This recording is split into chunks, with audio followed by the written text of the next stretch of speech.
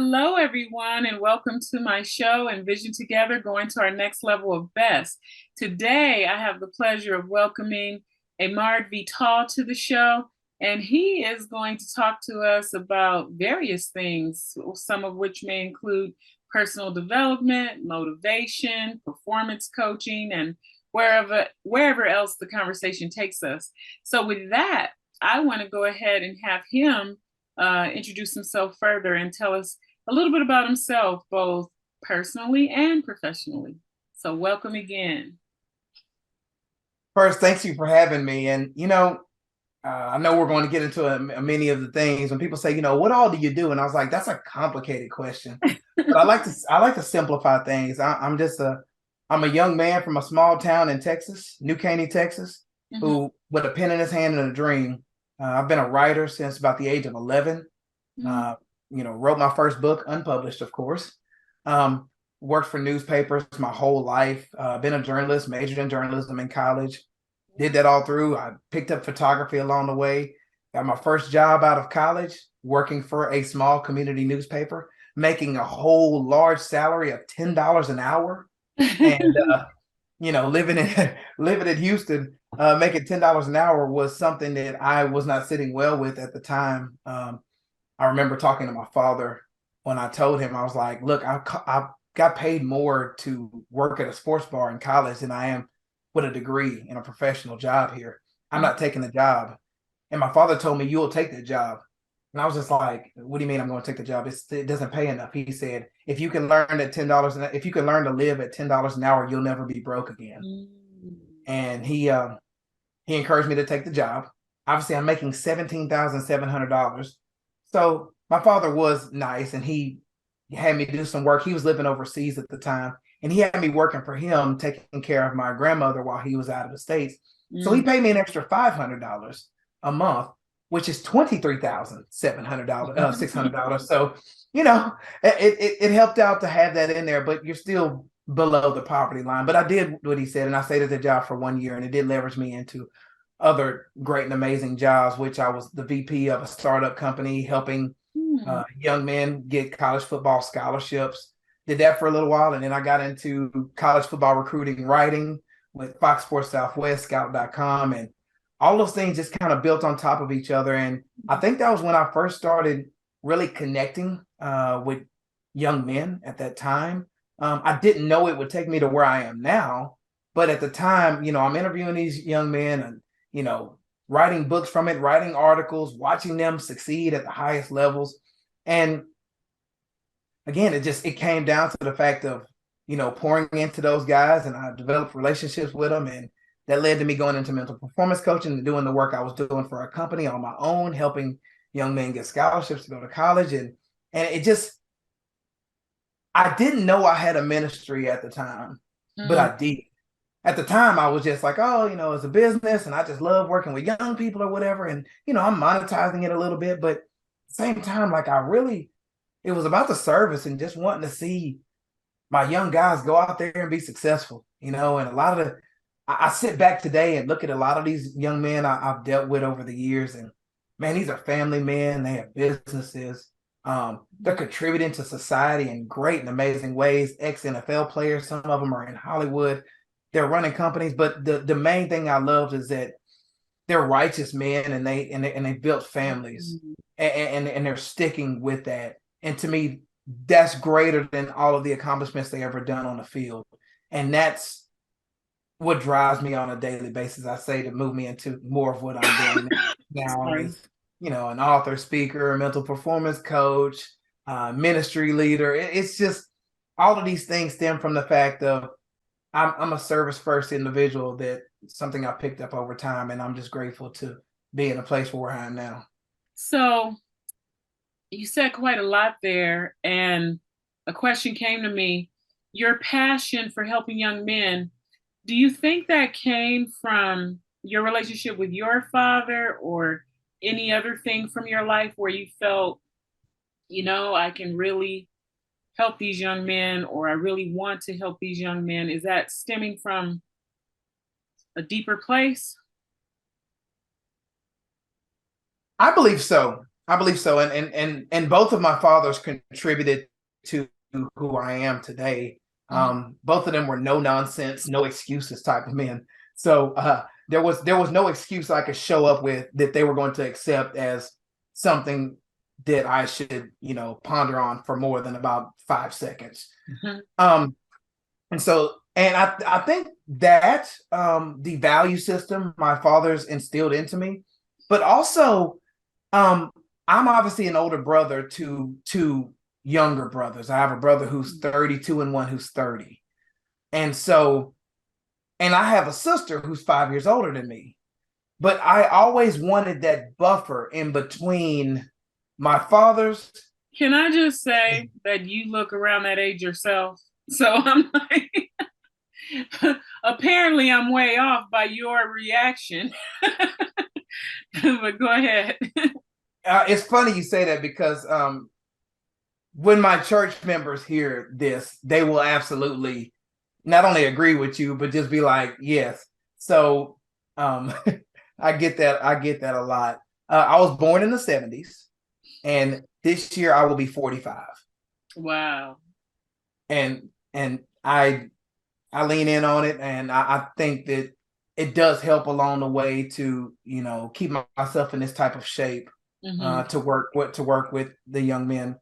But I always wanted an older brother, someone who was just a go-between my fathers, someone who I can, obviously I can take a lot of things to my fathers, but there's some things you don't really want to take to them just yet. Right. You're that 17, 18. Once you break over 25, maybe you can take your dad to anything at that point in time. But that late teens, early 20s, you want to go between. And so I want to be that for young men. And the beautiful thing is a lot of the young men I work with, especially when it comes through with the church, their fathers absolutely want me leaning in and being in that spot.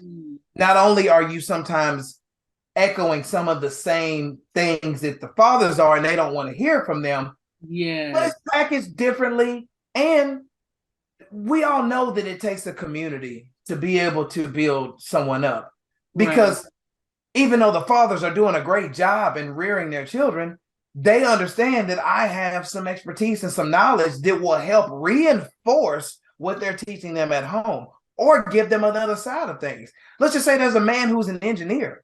He may or may not know a lot about sports in the process of going through it, whereas I'm pretty much a jock still to this day. And so I can be able to impart that unto them and share with them different experiences. And also, if there's an age gap between me and their fathers, I'm maybe a generation behind them. I still have their value system, but because I got to see things change in between, I can give them the righteous way to deal with a new issue that is sort of new to these families. You're closing that gap. I was going to say that a little while ago. It's like you're being a type of bridge from one generation to the next. And I love that you pointed out that you have the ability to speak in these young men's lives, whereas their fathers could be saying the same thing, but I don't know why that is with young people. I've experienced that with my daughter. I tell her the same thing, and then I hear somebody else say it, and she's all over it. She's like, it's the first time she ever heard it. But guess what? I don't care. I'm just glad you heard it from somebody, and it went through. It sunk in. So that's such a gift you're giving those young men and fathers, actually.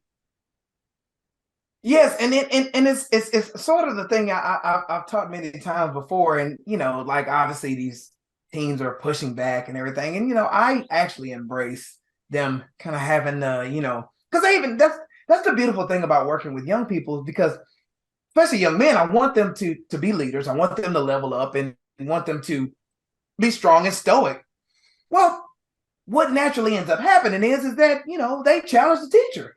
Like that's just natural, because the men compete. So it's like, let me, one kid comes to me like, hey, Mr. Vital, I see you over there working out, man. I've been working out too, man. In like 2 years, I got you. And I'm just like, I'll be waiting for you. Right. I'll be, because they want to challenge. They want to challenge. I mean, that's just, whether it's kung fu, whether it's sports, and you always want to test the teacher. And another thing is, like you say, your daughter heard it from somewhere else, and it's like the first time. But it's like showering. Yeah. We don't shower once a week anymore. We shower daily, sometimes twice in a day. So the submersion of hearing that is what makes something a habit, and was ingrained into them. It's just like, I've heard that somewhere before. Oh yeah, from my dad. And we need that, because if things only come from one source, we're not going to be successful. All through society, the greatest situation is when you have a strong family, and I lean on this a lot. It's community, and we have to get over the idea, because society has successfully lied to people, thinking like, do it on your own, get it out of the mud. It's all me, and it's just like, first of all, you're lying. No one does anything alone. That's number one. Number two, when you open up to other people, think about what happens when you open up to people and say, hey, I'm working on something and I need your ideas with this. Now that person wants to make sure and provide to you the best information they have to be able to pass along to you. So now they lean into the fact that they want to bless you, right? And so now you're getting that information. And so now it's a circular situation. You're in need, you're being poured into, they get to pour into you. And now they're leveling up and following up with you and saying, hey, how did that situation, how did that interview go? And so now there's a community feel where everybody's in on your success. And what that also does is, and there's a reason why I speak highly against some of the governmental things that are going on right now, is because we didn't need in the early days to lean on any type of governmental type of thing for anything, because we took care of each other, right? We had our little pockets and communities who was like, okay, people go to the local church and say, hey, Kelly lost a job. And it's just like, all right, who in the church can go ahead and give Kelly a part-time job to go ahead and get her on her feet to get back into it? Dale needs some help over here. His roof is messed up. Do we have any roofers in the house? We used to have those type of structures in place. And when you rely more on those, I love that. But I think we as a society have moved too far from those principles. We just have pockets of that now. And I think it would behoove all of us to begin to think more in that manner. But I think there's been so many structures or things that's happened in society that was disruptive to some of those, I'm going to call it neighborhood or village ways of doing things or taking care of problems. And I think when I say disruptions, I mean things as simple as, at some point, too many people got on drugs, so they weren't passing those values, or too many people experienced whatever. So there's I want to say almost a history or a memory that exists, but hasn't been passed to the next generations. And it's like we're having to do that again. And I think you're playing a part in doing some of that. I agree. And obviously the layers of what happens, I mean, there's multiple source points. I mean, the struggle that happened between 65 and 67. I mean, because the deal is, and where I stand on with this is absolutely like the destruction of the family is the reason for everything. Just aside from just evil demonic things, the destruction of the family is the foundation for everything that's gone wrong. That's ground zero. That's absolutely ground zero.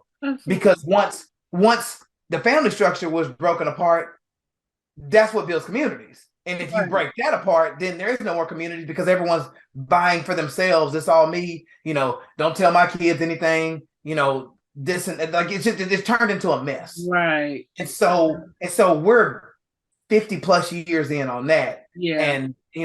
And here's one of a time when you go outside to play and anybody's mama would discipline you and you would have had to listen. Now I don't mean like they will go tell your parents, or you had such respect for your elders being out there, you wouldn't even do certain things. And if you did, they tell you to stop and you sure better listen.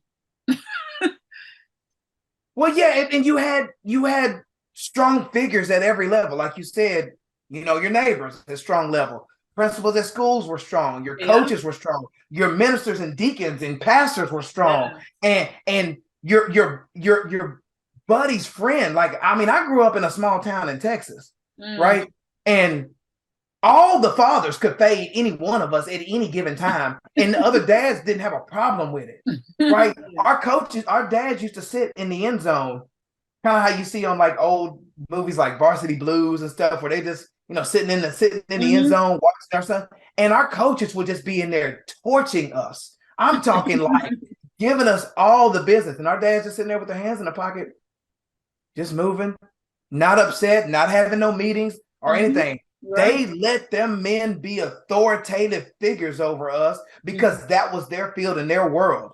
Yeah. And if dad saw, and I mean, I've seen teammates of mine get picked up off their feet by their pads and told the righteous things in that moment. And none of us were running to the principal's office for anything. None of our fathers did. Because our fathers would look back and say, well, son, what did you do? Not who do I need to go talk? What did you do? All the onus was on the kid. And like, I have to say, there is something we're doing in society where it's like no accountability for young people. And I think we are reaping the fruit of a lot of that, having taken a lot of those structures away. Now, I understand at a certain point, everybody was saying, oh, that's child abuse. You shouldn't be abusing kids and blah, blah, blah. There's a place for that to a certain extent because some people have experienced literal like abuse. But I think having a sort of strict standard and high accountability, I'm seeing it even in the schools today. I mean, you really can't discipline a kid for anything. So what's the structure? Why should they listen? That's why they're choosing not to. So I don't know. I think you and I could talk about these things forever, but I would like to hear from you maybe. What are one of the things you're most proud of in terms of maybe a young man that you've mentored and you really saw their life turn around?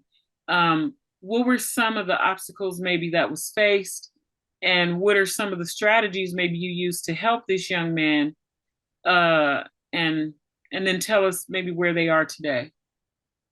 I know that's a lot, so take a minute. Ooh, that is a lot, and there's so many young men I'm proud of at many levels. There was a young man some years ago, and he's probably about a decade or so ago, and he was a pretty average, above average football player, but he bought into the program, and I'm looking over his tape and everything, and his dad was a colleague of one of my other clients down here in Houston. He was out of the Dallas area, and I'm like, okay, this kid is probably not going to get a major scholarship, but his dad was like, hey, I just want him to have the opportunity to go get a great education and play some football. And so instead of promoting him as a football player, I promoted him as a student who can also play football. And so we pitched him to the coaches as, hey, here's a guy, if you need him, he's available. He's probably not ever going to start, but he'll be a good guy in the locker room. When you go do your community service, he'll be leading those type of efforts. He'll keep your team GPA up and just be a good guy in the locker room to be able to encourage others and be able to be a supportive guy. And what ended up happening is we found him so much scholarship money that the money his father had pulled aside for him, he didn't have to use hardly any of it. I think he maybe used like $12,000 of all the money he had saved aside. Wow. And so now the kid was able to go to school, and get a business degree, but he wanted to go to school for engineering, and the school we found did not offer engineering. So he went and got a business degree. And now the money that he didn't use for undergrad, now he can use to go to engineering school. Wow. Somewhere between there. Yes. And so I think he played football for like 3 years and then, left from there, but he left on good terms. He was a great guy in the locker room. I checked back in with him not long after that. And this kid was like 22 years old and was already making $81,000 or $82,000. And this would have been like 10, 12 years ago. Wow, so he was making that type of money, and he was going back to school to get some other things going. And so he had got into the pipeline. And so I looked at that from the standpoint of how important that was to use the attributes, because even as I worked with athletes for so many years, even if you go the full-fledged, you go high school, college, and go to the NFL or go pro basketball or whatever, most of the times when you're done playing your sport, you're still in your early to late 30s. So you're old in athletics, but you're young in life. So what are you going to do with the other 60 years of your life? Right? And so I work with a lot of gentlemen. I got a couple of guys who are still in sports right now, and some of them are in some of the smaller leagues. And I just want to be that resource. And I mean, and all that, sort of tied back to my book or whatever, it's like, when you're looking to pivot from one area to the next, like, what does that look like? Because a lot of people get down, like, especially guys who play sports or someone who's involved in a particular company and they've been there for so long. And it's like, now it's time to go somewhere else. And it's like, should I? How should I? Maybe you want to go to another career. Should I go to college? I mean, these major decisions that happen.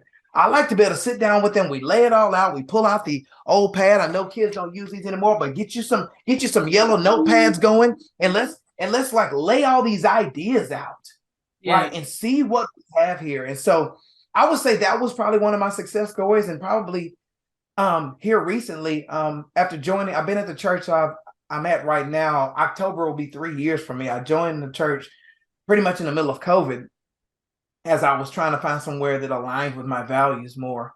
And, when you work with teens and you see how society is just totally just messing with their minds or whatever, and the struggles they're going up against, there are some times when, as much as I love them, I'm wondering, like, is this making any impact whatsoever? Like, there's so many opposing forces trying to turn kids into, individuals who don't think for themselves, stand for nothing, just want to be on assist, don't want to go out and work for themselves. And it's just like, am I fighting a battle where I'm going to fight the bear and get beat up every day, and I never get to see a kid come out on the other side? Right. But I've been seeing that the fact that this generation who's behind us, the ones who are teenagers right now, entering into college, maybe the preteens through like the early 20s, the revival is going to happen from that generation. Like, a major shift is going to happen in our country from that generation. They're not going to have some of this nonsense that's going on now. They're going to stand up for what's right.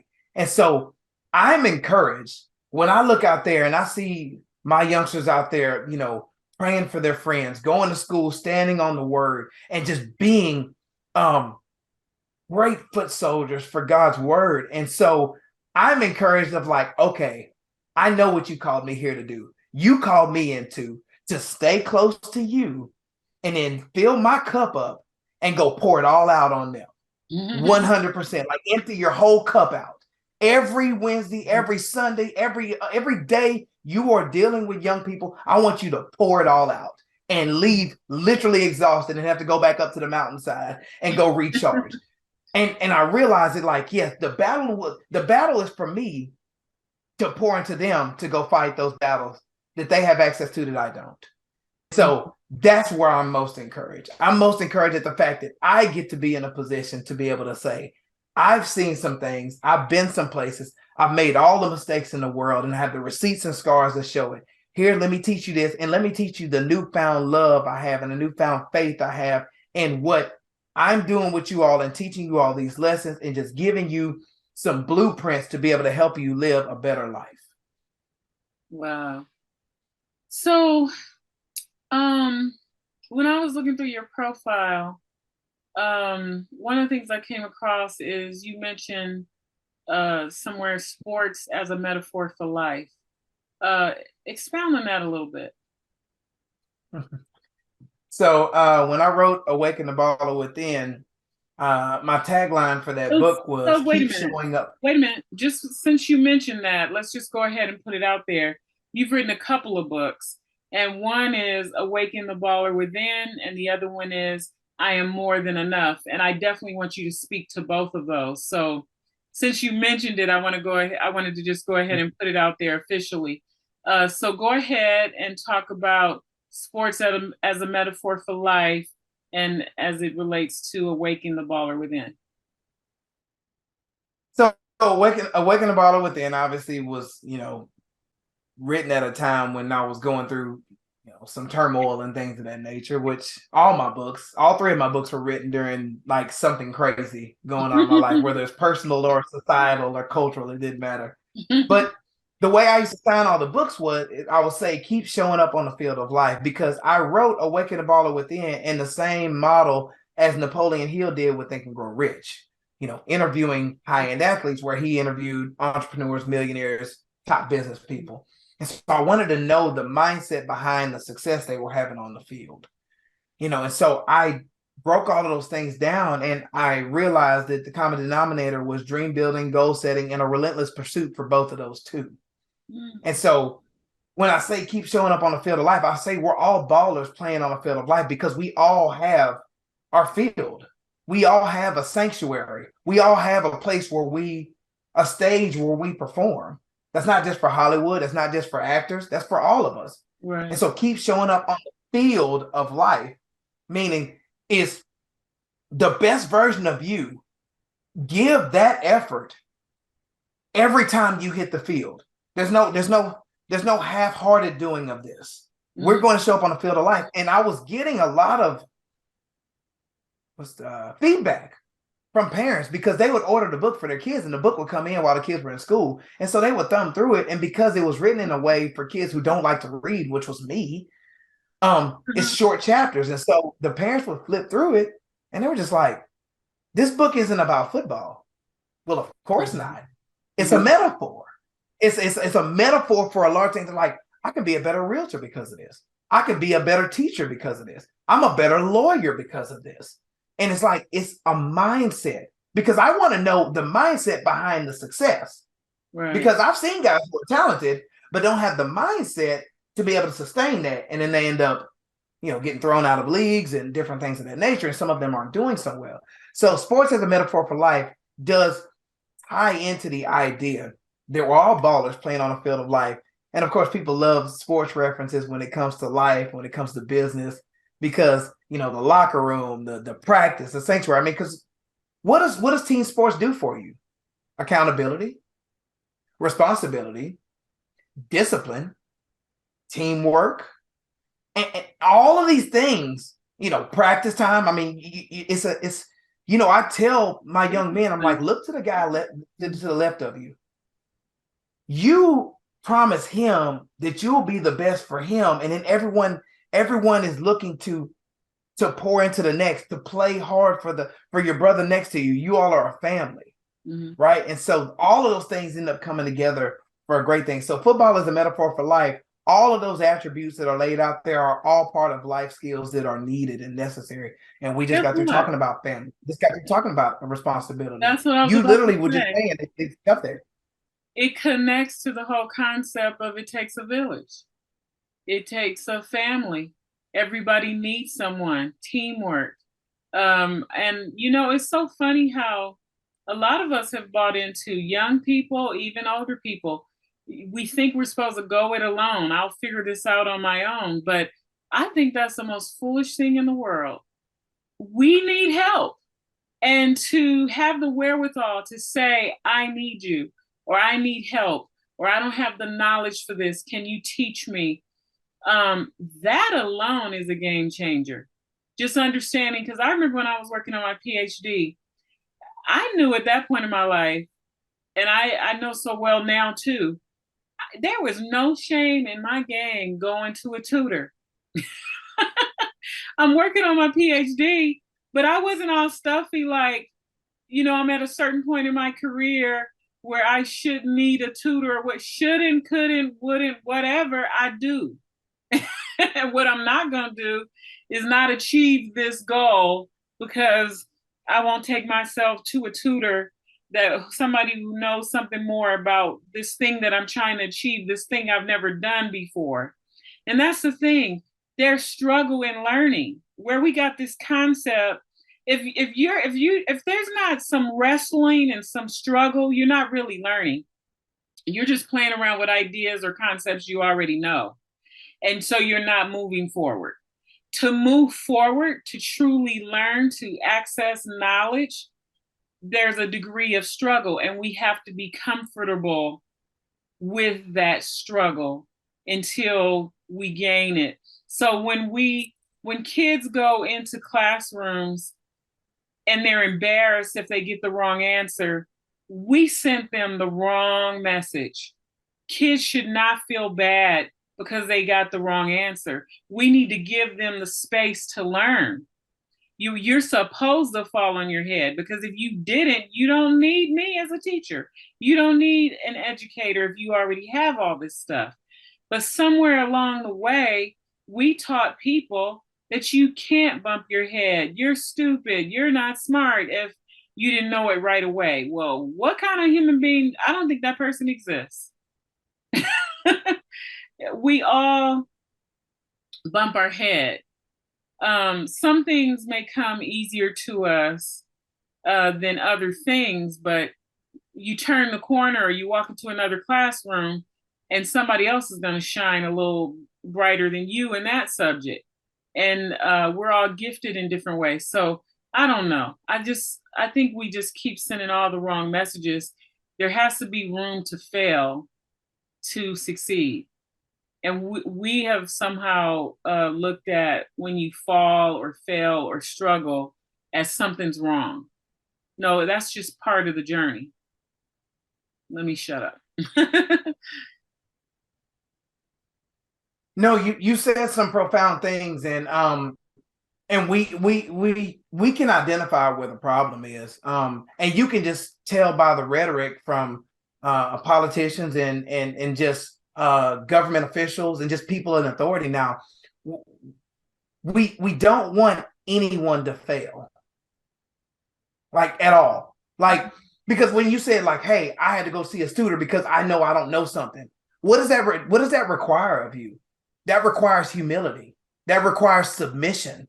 And I can't be shown to be weak at all, right? I'm speaking in the terms of them. Not only that, but the self-awareness. Like, and obviously over time I've gotten better with this, but I am very self-aware of where I need to be. Like, administrative spreadsheets, follow-ups. Like, I want no parts of any of that, right? I want to be able to read, teach, speak, and travel, and be able to mentor. That's all I want to do. I don't even want to make my own schedule, right? I want all of that to be done. I know I have to do that for now, but Lord knows the second I have enough to be able to do that, hey, Jonathan, go hire somebody to handle this, because I want to lean in on what I'm doing, because I will be able to do better for those once I know what it is that I can do. And what else are we doing? We're empowering others, and we're giving other people a job. How about that? Like, that's called helping the economy. But what you touched on is a cultural phenomenon that's going in the wrong direction, and that is no one loses. Everybody's a winner. You're a winner. No, you're not. You lost. Go home and deal with your loss. Right? Participate, like, it's too many pizza parties and ice cream for losers. Okay, like, we got to stop this. But it's okay. You lost this time, but that doesn't mean it's the end of the game for you. It's like if we put the analogy of military on this, a layer of military, you would say, I lost this fight, but not the overall battle. So go back to your drawing board, sharpen your skills, and get back out there again. So we're teaching people stick-to-itiveness. It's not like you just failed or you're a loser overall. because I think that's taking us in the wrong direction too.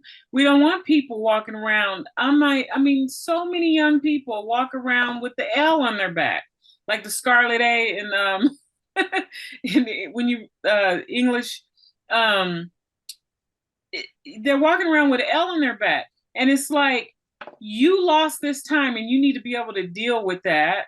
But then you also need to know there's an expectation for you to wrestle with what you've learned by losing or failing and go back and do better.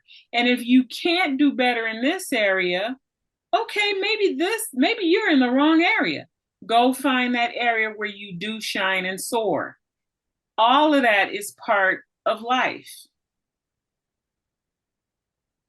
Yes, but that takes nuance and empowerment from those who are around you. Yeah. Right. You just broke down like the kid can't get that on his or her own. Yeah. That has to come from somebody empowering you. Mm-hmm. And so what ends up happening is what you just talked about, the exact reverse happens because you fail at this, right? This one game, this one scenario, and we celebrate it. So when we look at it from this standpoint, and you said that there's a kids walking around with an L, mm-hmm. right? You have to be taught what the L means, mm-hmm. right? Because that's a time when you're supposed to go back to the drawing board, go back to practice, go back and do some self-evaluation. Right. But what's happening is the opposite is happening. Mm-hmm. We're taking the L and saying, oh, it's okay. Now let's go celebrate. Right. That's a problem, right? And what that does is that, and when I say loser, I'm talking about an attitude that's instilled with them by those who are rearing them in that way. You can go celebrate with pizza and ice cream after you just got the doors blown off of you in a game. That's not a good look, right? And I always look back into a time, and I share with people like, put your kids in competitive sports where there's a clear winner and a loser. Mm-hmm. Not these participation trophies, not everybody's winning. We don't keep score. No, we need to keep score because where score is taken in life when salaries and contracts are put on the table. Yeah. Like it's like, hey, you didn't get that contract, but hey, the contract is for $100,000, but here's $10,000 as a consolation prize. That's not how life works. Let's go for ice cream. No, that's not how it works. Your mortgage is dependent on that. And no one's coming to pay your mortgage if you don't get a certain amount of contracts to take care of your job. Mm-hmm. And so I always say, like, the greatest development can come from sports, but you can't do it by, coddling the idea of losing being a norm. It's going to happen because losing leads to the wins, but you have to compartmentalize what that loss means. Right? Okay, like, I was a pretty good track runner. My father put me in track when I was 10 years old. I was very young, actually a little younger than that. But I remember probably 10 or 11 years old, I was running track and I won quite a few meets, but some meets, it just wasn't my day. The dude next to me was just better that day. And you got to live with that. And I remember crossing the line in 5th place. And it was just like, whoa, this is not cool. And, you medal for 1st, 2nd, and 3rd, and you get this little floppy ribbon, for basically 4th, 5th, and 6th. I think it was like a purple, weird looking ribbon. And so I'm sick to my stomach. And I remember sitting in the backseat of that car on the way home. And it seems like when you lose, that drive home is just brutal. Right. And so I'm sitting in the backseat. My father's driving and my mother's in the passenger seat. And I'm sitting in the back and I'm emotional and I'm feeling some type of way. I'm feeling myself on a whole nother level. And my mom turned around and she wanted to say something to me. And my dad gave her that look like, let him soak that loss in. Yeah. Let him feel what that feels like. Because what that'll do is when I go back to practice, I'm thinking about the fact I don't want this floppy ribbon anymore. And I need to do what it takes to level up to where this doesn't happen again. It may happen again, but at least I know how to deal with it. It was your mom that saw that you needed to process that. No, my mom wanted to console me. My dad stopped her from consoling me because he was like, he needs to feel all of that loss to hit deep into your soul. So when I go back to the practice field, it's like, okay, where do I need to correct and be better so I don't feel like that again? Not to say you'll never lose again, but you're going into practice with a new attitude, a new fire under you and saying, I'm going to do what it takes to be faster in that moment. right? And it could have just been a bad deal for that day, but it doesn't matter. You still go into practice wanting to be more, do more, and perform in a better way. And you only get that with the lesson learned from losing. Yeah. From taking it in. I'm not talking about to where it just demolishes you. I'm talking about where it empowers you, where it's like, okay, where did I go wrong? Maybe I was slow off the start. Let me work on my starts. We have to have a range of healthy supports around children, whether they're winning or losing. How do you process that and still go move forward in the best way? I think, because then some kids could get into arrogance even prematurely, and that's a whole nother drill. But we're coming to the close of our episode together, and it's a couple of questions that I still want to ask you. One of which is, what are the 3 components you teach in your programs? The 3 components. Well, I have multiple. I have multiple programs that I work with.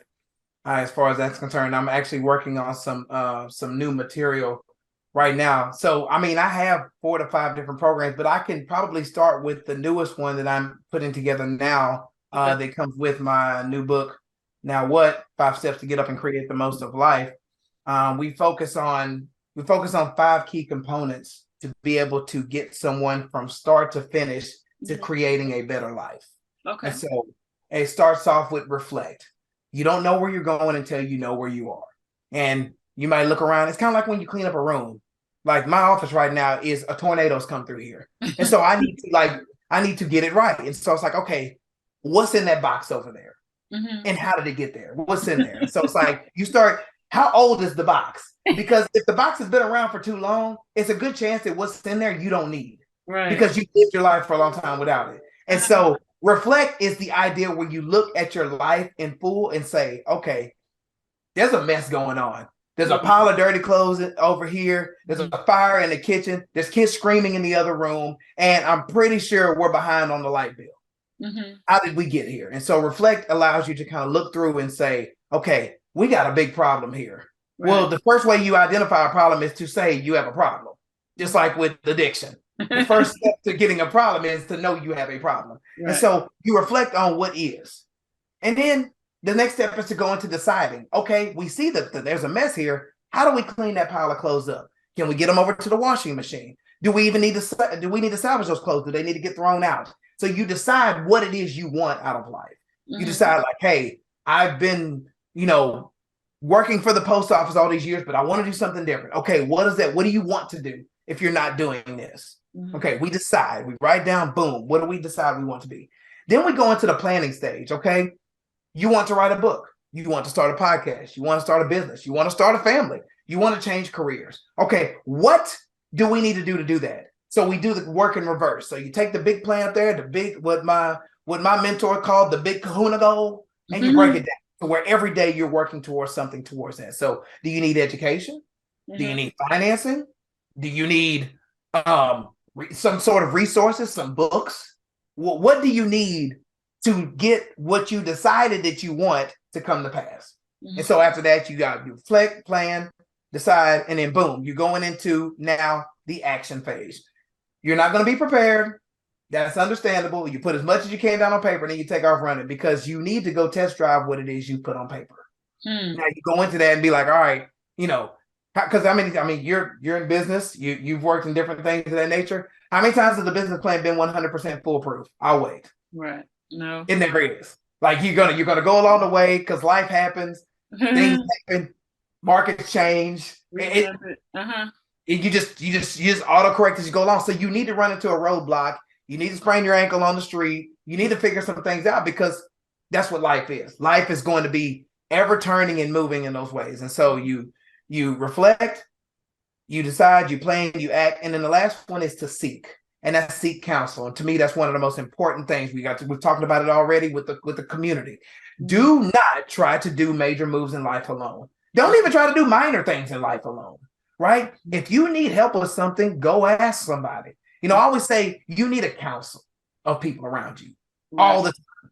I always say you need a mentor, an accountability ally, somebody who you can write your plans down, write your goals down on a piece of paper, hand it over to them and say, hey, can you hold me accountable to these? Right. Like, because I'll share this with your audience and hopefully they understand where I'm coming from, but get the yes people out of your life. Mm. Get the yes people out of your life. The people who are just like, oh, Pamela, everything you do is awesome. Is it though? Like, is every yeah, it is. No, I'm kidding.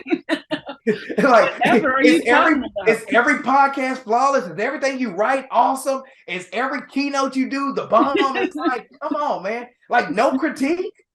Get the yes people out of there. Like, people who care about you, but care about you enough to check you and say, hey, I agree with that. Yeah. Look, we need to clean that up. But you know what? I was just saying this the other day.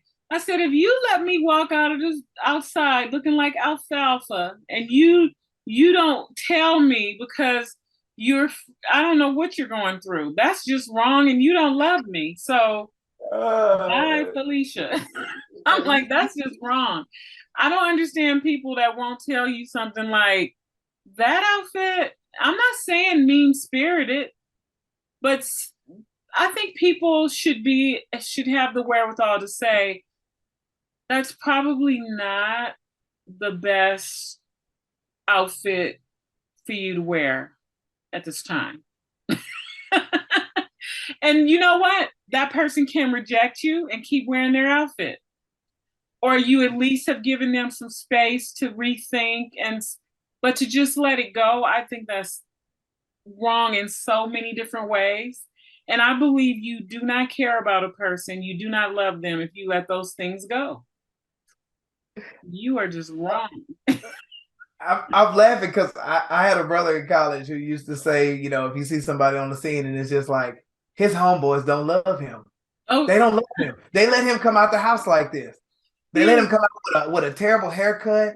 His he didn't shave properly. That shirt is whack. I mean, like, just like, your homeboys don't love you because you need somebody who be like, bro, you need to rethink like all of this, bro. Like, that shirt was wrinkled. Your pants are just, they're outdated. What's up with your shoes? Like, you gonna show up like this? No, you can't get in my car if you dress like this. And to me, that's a true hater. A hater, I appreciate the people that will just stab you in the face. Don't stab me in the back. Stab me in the face. Let me know. I can deal with that better than someone who's silent, but you call yourself a friend, but you just gonna let me go any kind of way. You're not gonna even tell me what you're thinking. That is wrong. But anyway. I feel it's hitting your soul right now, so I'm here for it. Like, you're really feeling this, and I totally understand.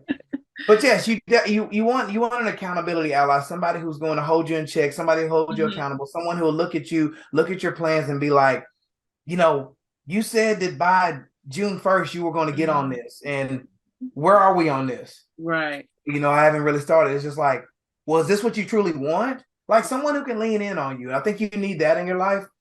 And I think the second person you need in your circle, in your tribe, is whatever profession or whatever line of work you're trying to do. I think you need to find like an expert you have access to. Right. If you want to be an author, who's the best-selling author who you have access to, maybe at your church or maybe at a school, or like someone near your town where they will be willing to meet with you. Because with one of my guys, Greg. I can't think of his last name right now. My goodness, his name escapes me. But he's the founder of Secret Knock. He says the most successful people are the most available people. The most successful people are the most available people. Meaning, you think, oh man, there's no way I can get Jack Canfield on the phone. There's no way I can get, Les Brown to respond to me. There's no way I can get to a Grant Cardone. There's no way I can get to a Sarah Blakely or somewhere like, it's like, have you tried to reach out? I mean, the internet and social media has made the world so much smaller. Right. You present them in a certain type of way, you may be able to get through to them and get a call from them. Like when I it was Greg Reed. I remember the first time I reached out to Greg Reed, I reached out to him on social media and I was just like, yeah, man, I was hoping I could talk to you because I'd like you to be part of my book. And I was like, okay, I'm going to send this message and I'm not going to hear from him for a month. Mm-hmm. 45 minutes later, I got a text back from him. It's like, yeah, give me a call. Let's see what we can do. Oh, that's great. And so you need those kind of things in your life. Absolutely. And you need to be pliable yourself. Once you go get that accountability partner, so to speak, you can't be defensive. You have to be open. You have to be able to take it. Like I just said, I want people to tell me if my hair is whack. I want people to tell me, but then I can't growl at them once somebody tell me, your hair is whack. But obviously they're not going to say it like that because we talked about the difference of someone saying it in the right spirit and from a place of love and concern. You know how it's coming at you, but some people, people can fast and pray before they say something to you and you still gonna receive it wrong. They praying, Lord, let this person receive it. And they're trying to present it in the best way possible. But because of your own personal defensiveness or whatever, you can't receive it no matter what. We don't want to be that person either. But so there's one final question I ask all of my guests, and it's which one final gem would you leave with our audience today? If they forget everything we talked about today, you're like, people, but hold on to this. This is the gem, and it'll help you get to your next level of best. I will end with a quote from my father that I think encapsulates the spirit at which you should live life. And he said to me at a very young age, live the best life you can, then give it all away. Live the best life you can, then give it all away. The life we live and what we bring to the table is not about us, but it is. It is about the idea of how many people are you serving? Are you bringing useful and needed service to other people? Are you making life better for others?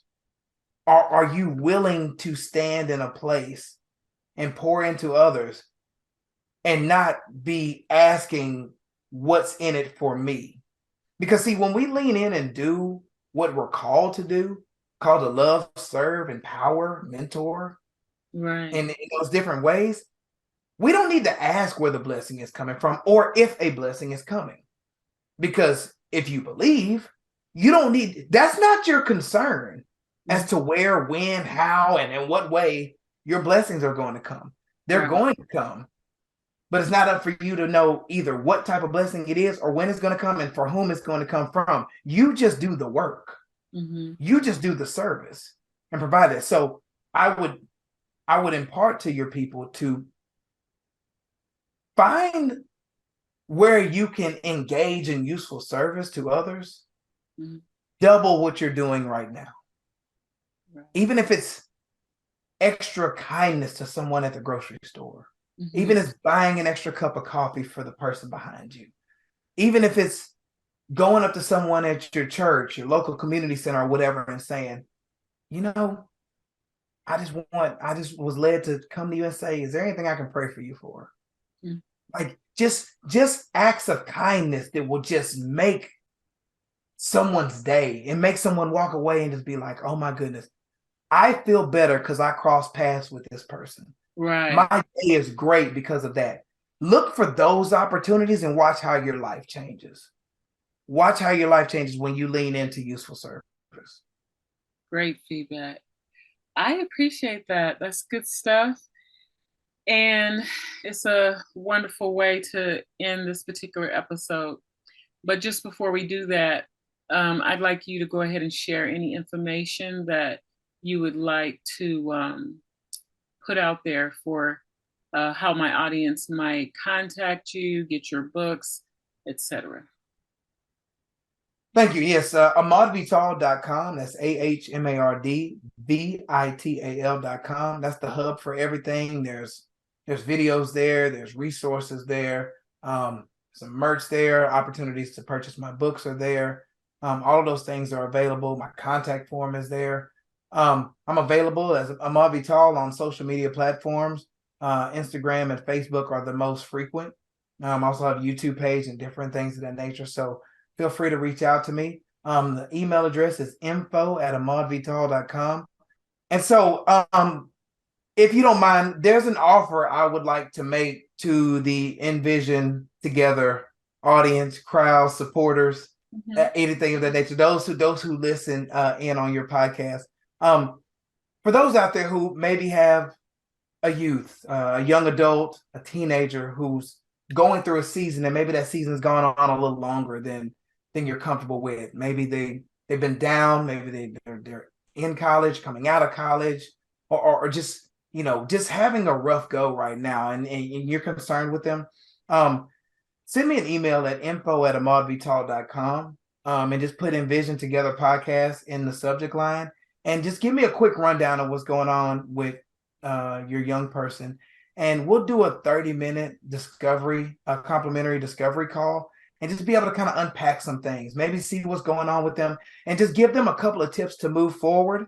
I like to offer that coaching session to them, and just be a light, be a mentor to them in that moment, because I know that life can be troubling, and sometimes you just see those you care about who are younger, and they're just kind of just closing themselves off and don't want to reach out to anyone. I'm offering that to them in this moment, and I'd love to hear from them and be able to work with them and see if we can help them get on a path to where they're feeling better about life and maybe moving into a new season of fulfillment for themselves. That's great. That's a wonderful offer. And if you're out there listening and you've heard and you have a young person that's come to your mind, do go ahead and reach out. So thanks so much. A lot of the information you shared about your website and how they can contact you, we'll put that in the show notes. And I just want to thank you so much for taking the time and being a guest on Envision Together, going to our next level of best. It's been a wonderful conversation, and I think there's a lot of good stuff here that people can glean from. I like our conversation about family, a tribe, and mentoring, and how to help the next generation, as well as people our own age, for that matter. So thanks so much. Thank you for having me. I appreciate you having me on. Of course.